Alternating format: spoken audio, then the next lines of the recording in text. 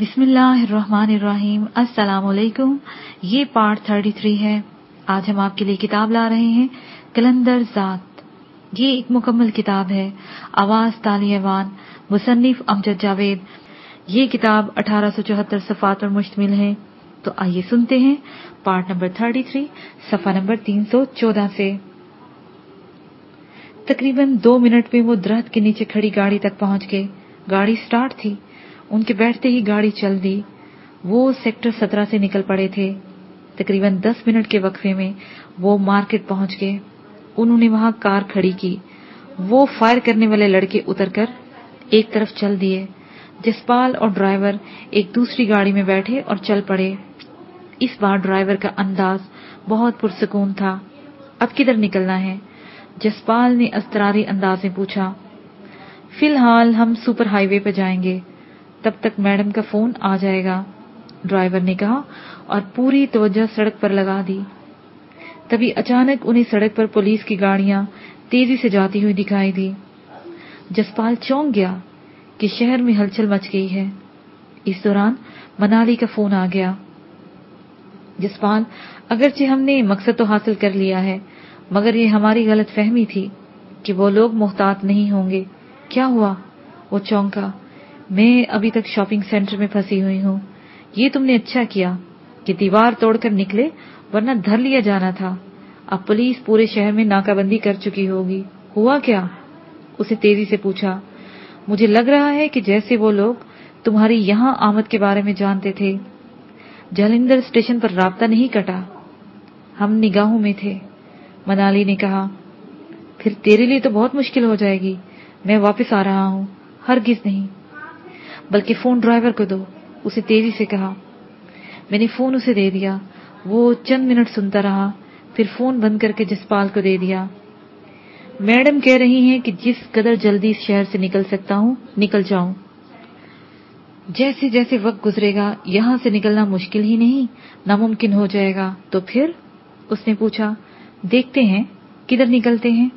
ये कहकर उसने गाड़ी की रफ्तार आहिस्ता कर दी और फिर एक ज़ेली सड़क पर डाल दी, जहां से कुछ आगे जाकर बसों का एक स्टॉप था।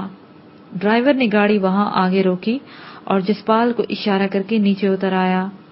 दोनों पैदल चलते हुए वापस स्टॉप पर आ गए। चंडीगढ़ से अपनी सवारी में निकलना बहुत मुश्किल हो जाएगा। हर जगह अपनी शिनाख्त देना पड़ेगी। यहाँ बस में बैठकर शहर से निकलते हैं। ओके, जसपाल ने समझते हुए कहा और स्टॉप पर आकर खड़ा हो गया। चंद लम्हों के बाद उसने ड्राइवर से पूछा, तेरा नाम क्या है? अपनी दुनिया के लोगों का क्या नाम होगा, आप जो मर्जी पुकार लो, वो हंसते हुए बोला। फिर भी यार, अब हमारा साथ तो है ना। राणा चरण नाम है मेरा। अब आगे जो चाहो बुला लो, उसने खिसियानी हंसी हंसते हुए कहा। हालांकि इसमें शर्मिंदगी वाली कोई बात नहीं थी। उन्हें वहां खड़े चंद मिनट हुए थे कि एक तरफ से चंद लोग आकर खड़े हो गए। उनमें औरतें भी थी और मर्द भी। तकरीबन 10 मिनट में वहां 7-8 सवारियां हो गई थी। तभी चंडीगढ़ से बस आती हुई दिखाई दी। वो लोकल बस थी और जब वो उनके करीब आकर रुकी तो राणा चरण ने तेजी से कहा, ये बस सीसर तक जाएगी। करीब ही शहर है, छोटा सा। ये तो तुम्हें मालूम है कि किधर जाना है? जसपाल ने उलझते हुए कहा तो उसी तेजी से बोला, सीसर राजस्थान में है। वहां पहुंचते ही उधर की पुलिस से छुटकारा मिल जाएगा। बस वहां पहुंचने की देर है, जल्दी बैठे। ये कहते हुए वो बिल्कुल आहर में सवार होने वाली सवारी के पीछे खड़ा हो गया। वो दोनों बस में सवार हो गए, जिसमें पहले ही बहुत रश था। जसपाल को लगा जैसे वो किसी पिंजरे में फंस गया हो, लेकिन पुलिस से बचने के लिए जायपना अच्छी थी। उसे बैठने के लिए कहीं सीट दिखाई ना दी तो वो सुकून से खड़ा हो गया। वो बैठकर मनाली को पैगाम भेज सकता था। नया पैराग्राफ। हवालात की सलाहों के पीछे रात जैसे तैसे गुजर गई। मेरे साथ जो 3 बंदे थे वो एक दिन पहले तक एक दूसरे से अजनबी थे। शाम तक वो भी यूं हो गए जैसे बरसों से याराना हो। तकरीबन 2 घंटों के बाद वह उनके साथ घुल मिल गया। उन्हें ताश खेलने के लिए चौथे बंदे की जरूरत थी। वो मेरी सूरत में उनके पास आ गया। हवालात के मदकूक पीले बल्ब की रोशनी में रात के तक ताश की बाजियां चलती रहीं। फिर पता नहीं कब सोए थे, क्योंकि सुबह जब आंख खुली तो रोशनी हर जानब फैल चुकी थी। थाने का गेट खुला तो भेदा मेरे लिए नाश्ता लिए खड़ा था। उसके पीछे ही सुहेल था। मेरे साथी हवालातियों ने जब तक खाना खाया तब तक मैंने भी नाश्ता किया। फिर भेदे समेत सुहेल से भी बातें करता रहा। भेदा सुहेल की वजह से पहले झिझकता रहा था, फिर जब वो पहचान गया कि वो भी जिगरी दोस्त है तो उसने मुझे छाके का पैगाम दिया। वो ना, छाके ने एक उड़ती उड़ती खबर सुनी है, वो तुम्हें बताना थी। उसने आहिस्तगी से कहा। क्या है खबर? मैंने तजस्सुस से पूछा। डीएसपी से मायदा तो यही हुआ है ना कि आज तुम अदालत में पेश होगे तो तुम्हारी जमानत हो जाएगी। पीरजादा वकास तुम्हारी जमानत देगा, रिमांड नहीं होगा। है तो ऐसी ही बात, मैंने कहा, लेकिन रातों रात डीएसपी तब्दील हो गया है। निया जो है वो शाजिब के हाथ का बंदा है। इससे कोई तवक्का नहीं की जा सकती कि वो क्या करे। भेदे ने तो मुझे चौंका दिया। अगर ऐसा हो गया तो मामला बहुत खराब हो जाएगा। ये जो नया डीएसपी आया है और शाजिब के हाथ का बंदा है, इसे एवं ही रातों रात तब्दील नहीं करवाया गया। अब इतनी कोशिश करके जो उससे यहाँ लगवाया है तो, मैंने तशवीश ज़दा लहजे में कहा। तो सुहेल ने सोचते हुए कहा, अब ये देख लो, शाहजेब ने बड़े वक्त पर पत्ता खेला है। पहले वो रिमांड के चक्रों में तुम्हें अदमुआ करेंगे, पता नहीं क्या क्या जुर्म तेरे गले में डालेंगे। इसका अंदाजा तुम्हें उस वक्त हो जाएगा जब तुम जज के सामने पेश होगे। बस 2-4 घंटे में ही अभी सब कुछ पता चल जाएगा। मतलब पीरजादा वकाश कोशिश करेगा, लेकिन ये कोशिश पूरी नहीं होगी, मैंने सोचते हुए कहा। फिर धीरे से हंसते हुए कहा, अब क्या किया जाए, किस्मत ही में ऐसा है तो फिर ऐसा ही सही, बर्दाश्त करेंगे, जो होगा देखा जाएगा। तू फिक्र न कर, मैं तुमसे पहले अदालत में होऊंगा, देखते हैं क्या होता है। सुहेल ने मुझे तसल्ली दी, जो बहरहाल दिल को तसल्ली देने वाली बात थी। असल मामला तो तब खुलना था जब मैं जज के सामने पेश होता। अभी तक तो क्या सराहियां ही थी। कुछ देर के बाद वो दोनों बर्तन लेकर वापस चले गए। मैं आइंदा के बारे में सोचने लगा कि अब क्या होगा। तकरीबन रात 7 बजे के करीब कैदियों को ले जाने वाली गाड़ी थाने के अंदर आ गई। हम चारों ही थे। हमारे साथ 5 कांस्टेबल और इंस्पेक्टर मुनीर बाजवा अगली सीट पर बैठ गया। गाड़ी चल पड़ी और मैं ज़हनी तौर पर तैयार हो गया कि मुझे वापस पलटकर उसी हवालात में आना है। मैं कस्बे के हवालात में था और नजदीक तरीन शहर जिसमें सेशन जज बैठता था वो तकरीबन 50 किलोमीटर के फासले पर था। जिस सड़क पर हमने सफर करना था उसके दाएं तरफ सरसब्जो शादाब खेत थे और बाएं जानिब रेलवे ट्रैक, जिसके आगे जनूब तक चोलिस्तान का वसी और अरीज इलाका था। मौसम खासा गर्म हो चुका था। कस्बे से निकलते ही एक हवालाती ने कान पर हाथ रखकर माहिया गाना शुरू कर दिया, जिससे मैं इन सोचों से बाहर निकल आया कि मुझ पर क्या क्या इल्जामात लगाए जाएंगे जिसकी वजह से मेरी जमानत नहीं हो पाएगी। वैसे भी ये मेरी हाम ख्याली ही थी कि कत्ल के मुल्जिम को फौरी जमानत पर नहीं छोड़ा जा सकता। वो माहिया गाता रहा और दूसरे इससे महफूज होते रहे, लेकिन मैं अपने ही सोचों की भूल भुलैयों में खोया रहा। मुझे थाने और कचहरी की दुश्वार गुजार और थका देने वाली राहों से गुजरना होगा। मैं दरअसल इनसे नहीं घबराता था, मैं सिर्फ इन साजिशों से डरता था कि पता नहीं कब और किस वक्त मावराए अदालत मेरे लिए कोई हुक्म जारी हो जाए।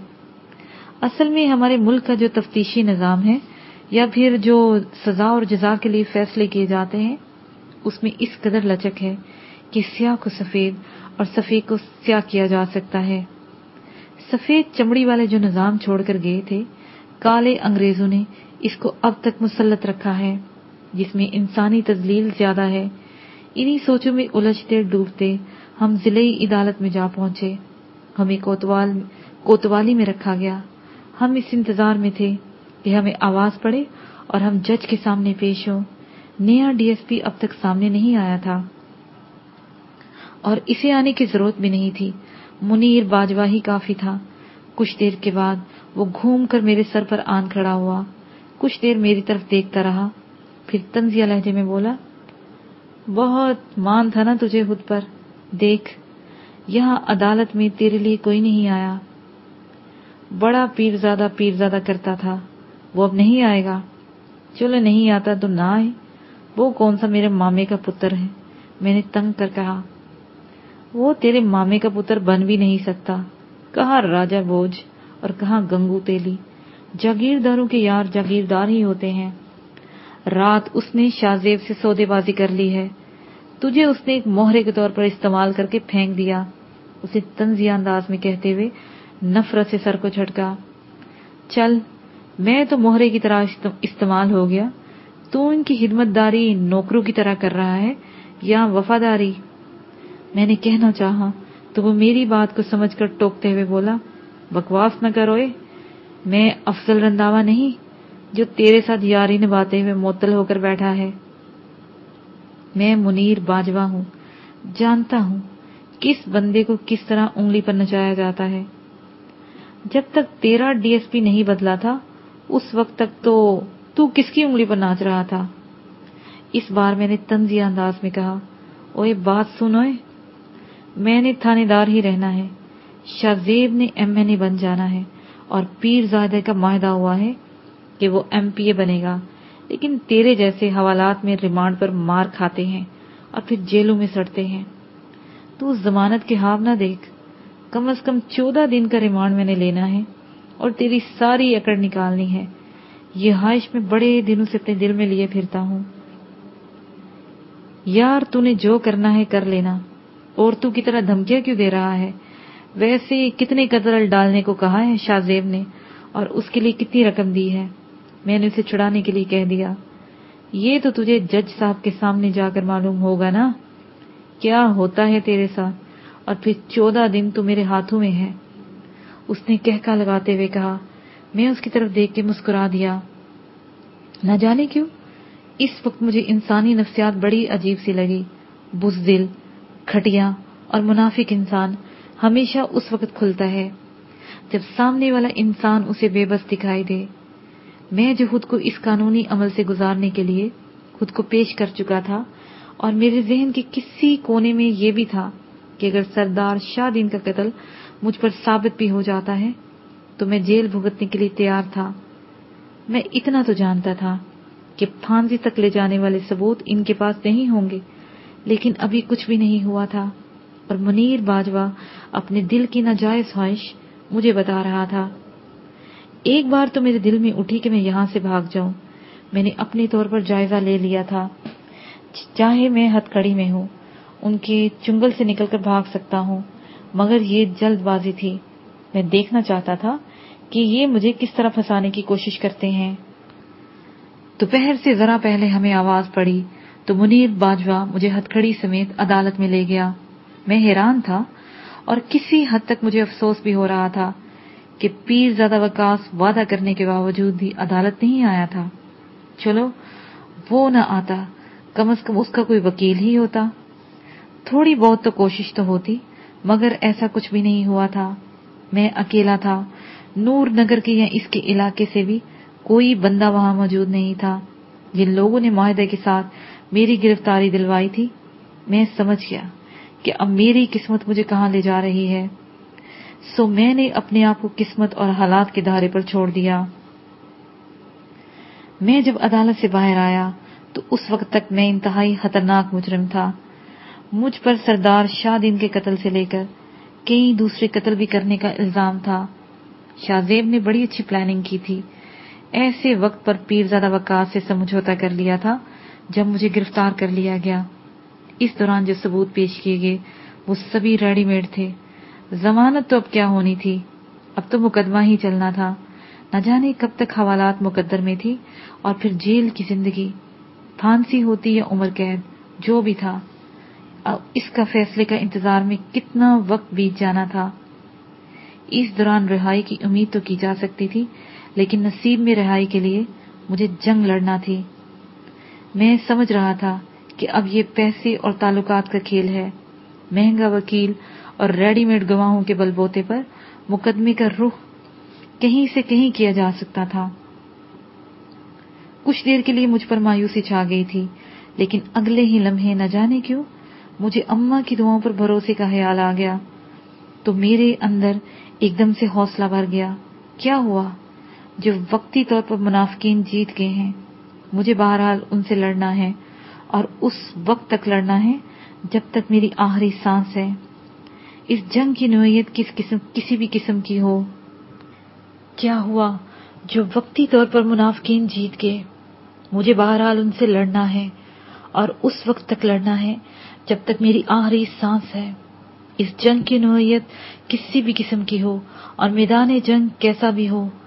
अदालत की गुलाम गर्दिशों से निकलकर कैदियों की गाड़ी तक उतरते हुए मायूसी का दरिया पार कर गया था, और अब मैं हौसले के साथ मैदान में था। मेरे साथ तीनों हवालाती थे, वो भी आ गए तो हमें गाड़ी में सवार कर लिया गया। इंस्पेक्टर मुनीर बाजवा हमें अपनी निगरानी में सवार करा रहा था। उसके चेहरे पर तंजिया मुस्कुराहट मुझे बेचैन कर रही थी।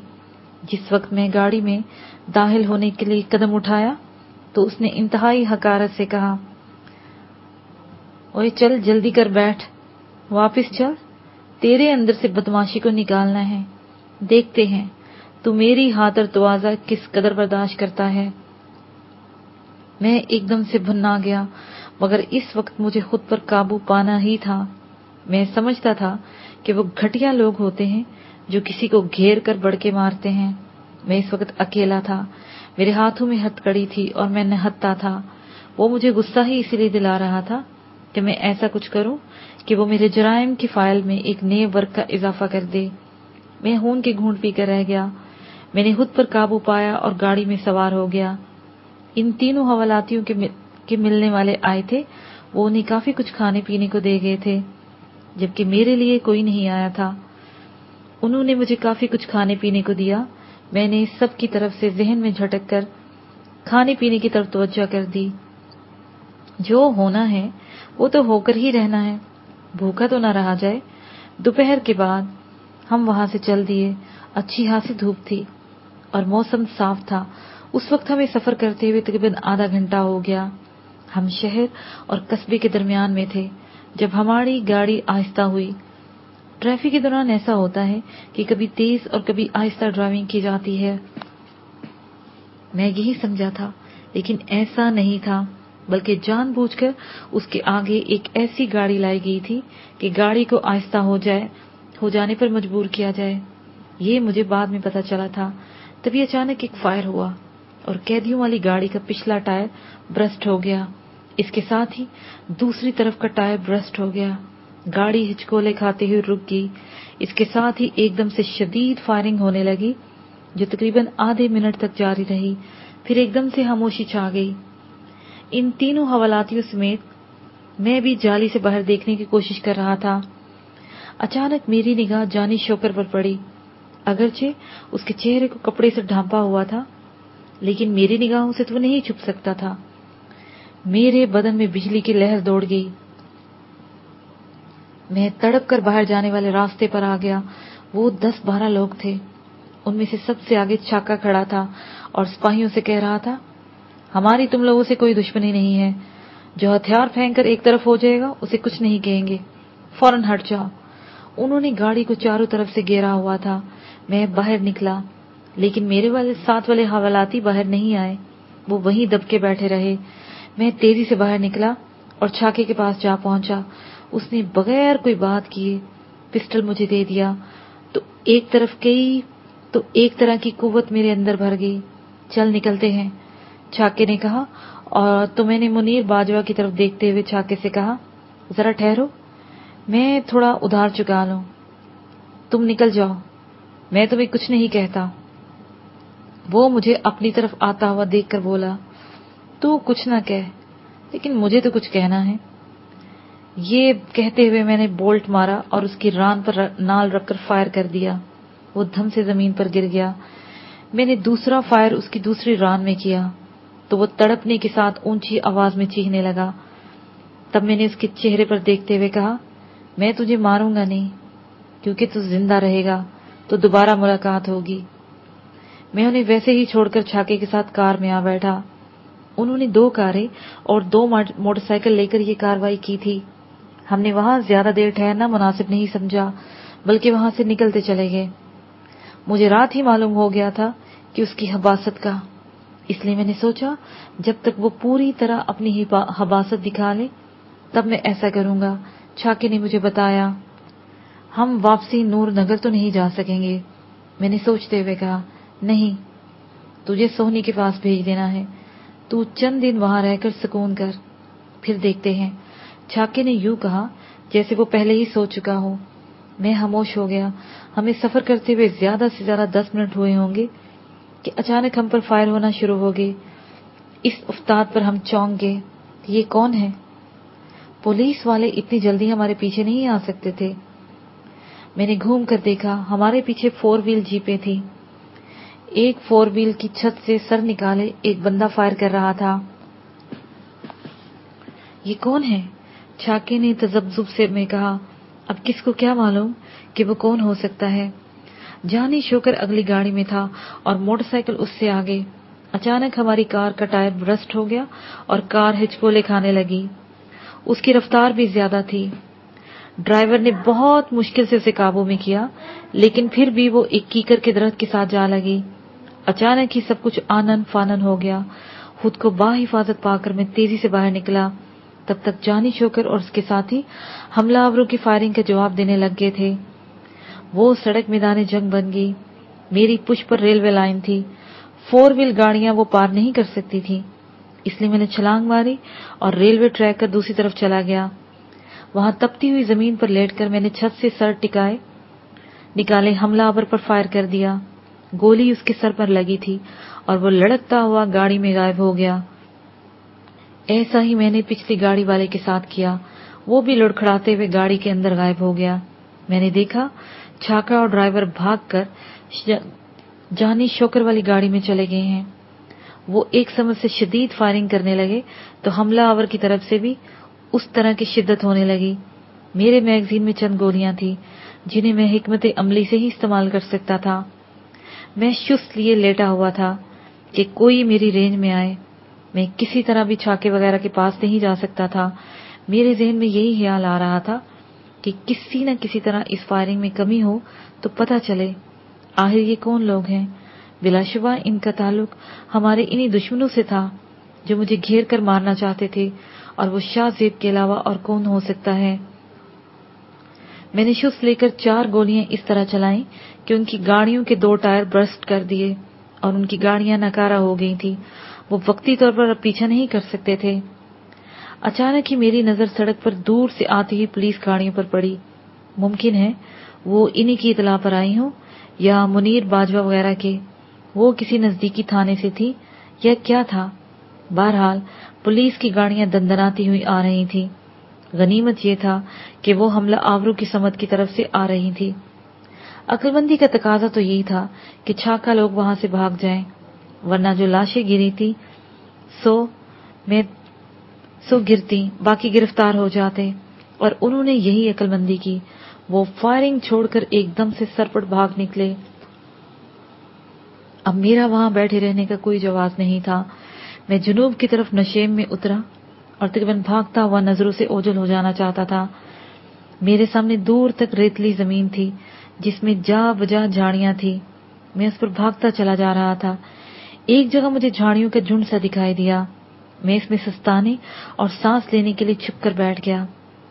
जब मुझे जरा सा होश आया तो मैंने पलट कर देखा। मैं तकरीबन किलोमीटर से भी ज्यादा सफर तय कर रहा था। कुछ लोग रेलवे ट्रैक पर फिर रहे थे। दूर दूर तक वहां रेतली जमीन थी जिसमें छोटी बड़ी झाड़ियों के सिवा कुछ नहीं था। मैं वहां दबकर बैठा रहा और उन लोगों को देखता रहा। कुछ देर के बाद वहां वो दिखाई नहीं दिए, लेकिन मैं रिस्क नहीं लेना चाहता था। मैं ये देखना चाहता था कि मेरी तरह भी कहीं छुपे वो इस ताक में तो नहीं कि अगर मैं यहाँ हूं तो बाहर निकलो। मगर शाम तक ऐसा कुछ नहीं हुआ। सूरज मगरिब की आगोश में डूबने को बेताब था कि मैं वहां से निकला। मैं बड़े मोहतात अंदाज में आगे बढ़ता चला गया। मुझे किसी बस्ती की तलाश थी, वहां से मैं कोई न कोई मदद ले सकता था। फिर मैं ये सोचने लगा कि इन्हें क्या, झूठ सच कहकर मुतमईन करूंगा कि वो मेरी मदद करने को तैयार हो जाएं।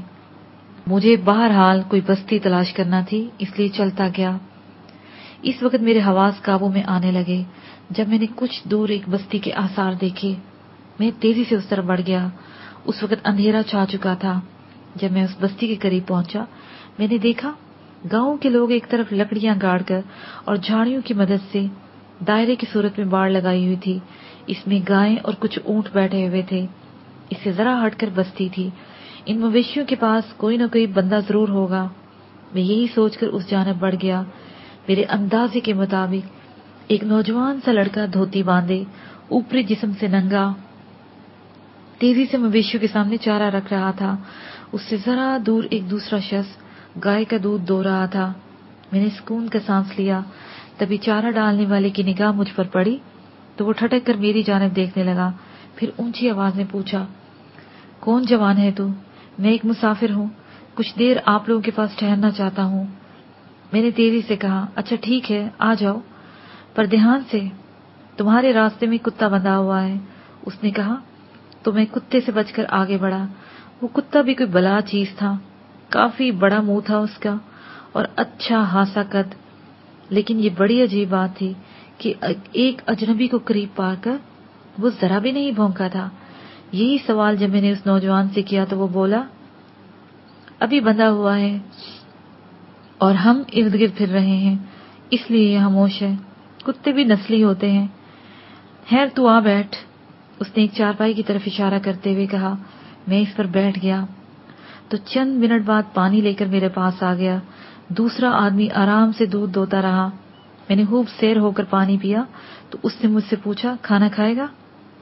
अगर जहमत ना हो तो खिला दो। मैं बहरहाल आपसे मदद चाहूंगा कि किसी न किसी तरह मुझे मेरे कस्बे पहुंचा दो। कौन सी जगह से है तू? उसने समझना चाहा तो मैंने उसे समझा दिया। तभी वो बोला, वो तो यहाँ से काफी दूर है। चलो आप मुझे किसी न किसी तरह सड़क तक पहुंचा दो, जिस तरफ से मैं आया हूँ, मैंने इल्तिजाइया अंदाज में कहा। तो इस वक्त वो बंदा जो दूध दो रहा था उठते हुए बोला, यार अभी तो आया है, जरा सा सांस ले, खाना वाना खा, फिर पहुंचा देते हैं। इतनी जल्दी क्या है?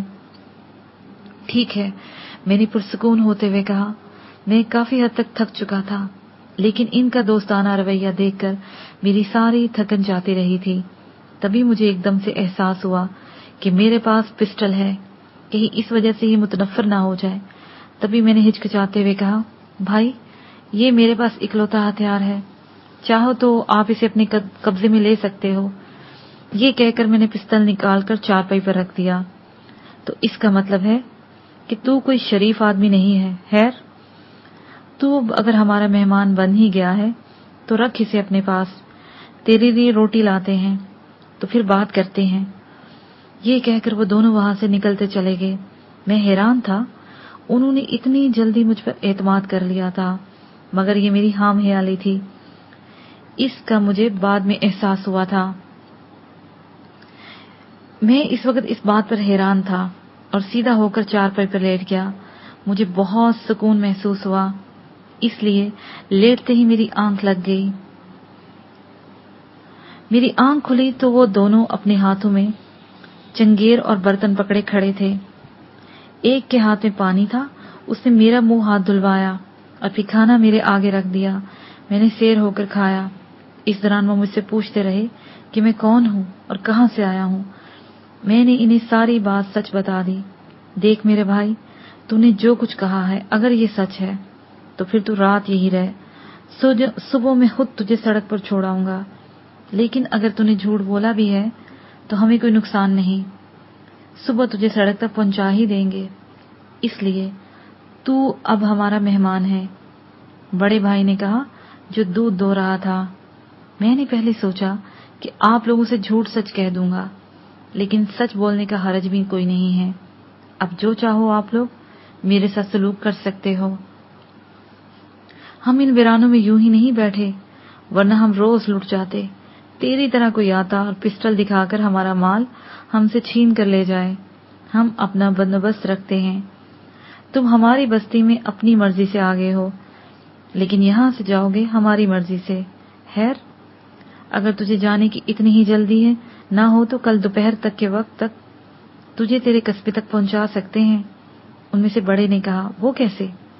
मैंने पूछा, यहाँ गाड़ी आती है दूध लेने के लिए, वो जब वापस जाएगी तो इसमें तुझे बिठा देंगे, वो इस कस्बे में जाती है। बड़े ने मेरी तरफ देखते हुए कहा, जैसे आप लोगों की मर्जी, आपका इतना बड़ा एहसान है कि आपने यहाँ रात ठहरने दिया, वैसे मैं पैदल भी चला जाऊंगा। मैं मायूसाना अंदाज में बोला। इसके साथ ही ये पार्ट अपने इख्तिताम को पहुंचा। मान लेते हैं तो उधर चल। मैंने जीप उधर बढ़ा दी, तब वो मुझे बताने लगा, हम रात के आखिरी पहर लाहौर पहुंच गए थे। वो अपनी उस कोठी में नहीं गई थी जहां पहले रहती थी, बल्कि मॉडल टाउन चली गई थी। इसके साथ ही ये पार्ट अपने इख्तिताम को पहुंचा कर दिया। फोन बंद ही हुआ था कि केशव मेहरा का फोन आ गया। इसके साथ ही ये पार्ट अपने इख्तिताम को पहुंचा।